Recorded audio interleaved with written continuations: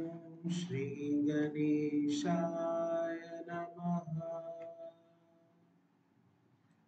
अथाष्टादशोऽध्यायः। नन्दीश्वर उवाच एकादशावतारान्वे शृण्वतो शाङ्करान् वरान् याच्छ्रुत्वा न हि बाध्येत बाधा सत्यादिसम्भवा पुरा सर्वे सुराशक्रमुखा दैत्यपराजिता त्यक्त्वामरावतीं भित्त्या पलायन्त निजां पुरीम् दैत्यप्रपीडिता देवा जगमस्तु कश्यपान्तिकम् बद्ध्वा करान्तस्कन्धा प्रणेमुस्तमं सुविहलम्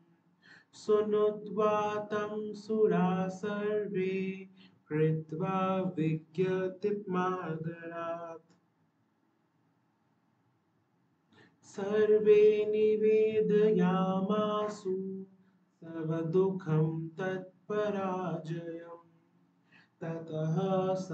कश्यपस्तात् तत्पिता ततीप्ता शिवसक्तधी तदा कर्ण्यमराकम्बे दुःखितो भूतदाधिकम्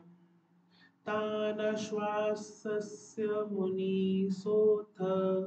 धैर्यमाधाय शान्तधी काशीं जगाम सुप्रीत्या विश्वेश्वरपुरीमुने गणाम्भसि ततः सनात्वा कृत्वा तं विधिमादरात् विश्वेश्वरं समाञ्च साम्बं सर्वेश्वरं प्रभुं शिवलिङ्गं संस्थाप्य चकार विपुलं तप शम्भुमुद्दिश्य सुप्रीत्या देवानामहितकाम्यया महान् कालो व्यतीयाय तपस्तस्य वे मुने शिवपादाम्बुजासक्त मनसो धैर्यशालिन अथ प्रादुर्भुजं भूवरं दातुं तदर्शये स्वपदासक्तमनसे दीनबन्धु सतां गति वरं ब्रूहीति चोवाच सुप्रसन्नो महेश्वर कश्यपं मुनिशार्दूलं स्वभक्तं भक्तवत्सल दृष्टाथ तं महेशानं सप्रणमय कृताली तुष्टाव कश्यपो हष्टो देवतात प्रसन्नधी कश्यप उवाच देवदेव महेशान शरणागतवत्सल सर्वेशः परमात्मा त्वं ध्यानगम्यो द्वयो व्ययः बलनिग्रहकर्ता त्वं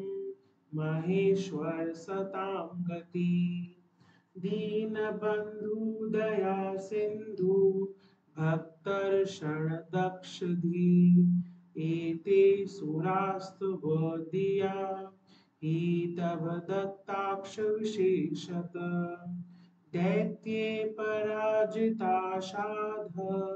पाहि तान् दुःखितान् प्रभो अस्मर्थो रमेशोऽपि दुःखदस्ते मुहुर्मुहुः अथ सुरामचरणा देवयन्तो सुखं च तदर्थदेव देवेश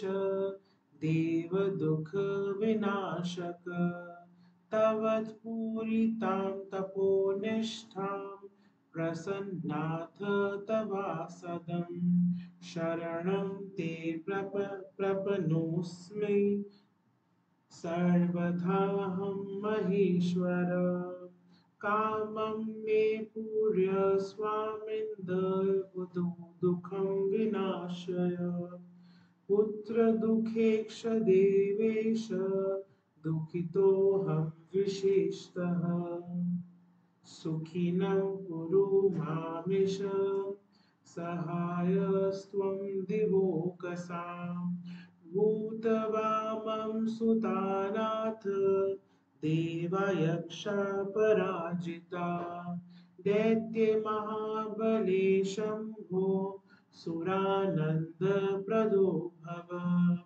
सदेवास्तु महेशान सर्वलेखसहायकृत् यथा दैत्यकृता बाधा न बाधेत सुरान् प्रभो नन्दीश्वरोवाच इत्युक्तस्य तु सर्वेश स्थिति प्रोच्य शङ्कर पश्यतस्तस्य भगवांस्तत्रे वान्तदधे हर कश्यपोऽपि महाहष्टः स्वस्थानमगमद्दूतं दैवेभ्यकथयामास सर्ववृत्तान्तमादरात् ततः स शङ्कर सर्व सत्यं कर्तुस्वकं वच सुरभयां कश्यपाजज्ञे एकादशस्वरूपवान् महोत्स्वस्तदा सिद्धे सर्वशिवमयं तद्भूत आसनष्टासुराशाथ मुनिना कश्यपेन च कपाली पिङ्गलो भीमो विरूपाक्षो विलोहितः शास्ता जपादहि मूर्धन्य शम्भुश्चण्डो भवस्तथा एकादश ते रुद्रास्तु सुरभितन्या स्मृता देवकार्यार्थमुत्पन्ना शिवरूपा सुखास्पदा ते रुद्रा काश्यपा वीरा महाबलपराक्रमा दैत्यधनुक्षसङ्ग्रामे देवसहायकारिणा तद्रदृक्पया देवा दैत्यजित्वा च निर्भया चक्रुस्वराजयं सर्वे ते शक्राधास्वस्थमानसा अधापि ते महारुद्रा सर्वे शिवस्वरूपका देवानां रक्षणार्थाय विराजन्ते सदा दिवि ईशान्यां पुरी ते वांसं चकीरे भक्तवत्सला वीरमन्ते सदा तत्र नानालीला विशारदा तेषामनुचरा रुद्रा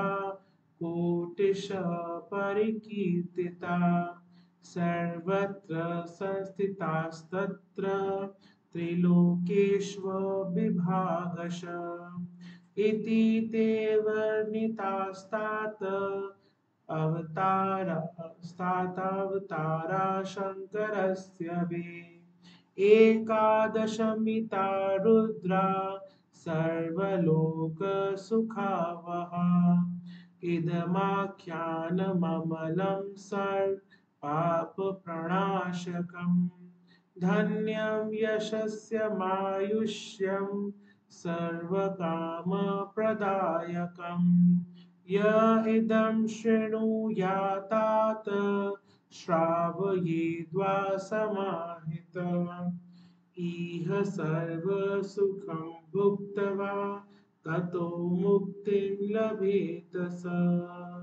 इति श्री शिवमहापुराणे तृतीयायां शतरुद्रसंहितायाम् एकादशावतारवर्णनं नाम अष्टादशोऽध्यायः। ॐ नमः शिवाय। शिवजी सदा सहाय। ॐ नमः शिवाय।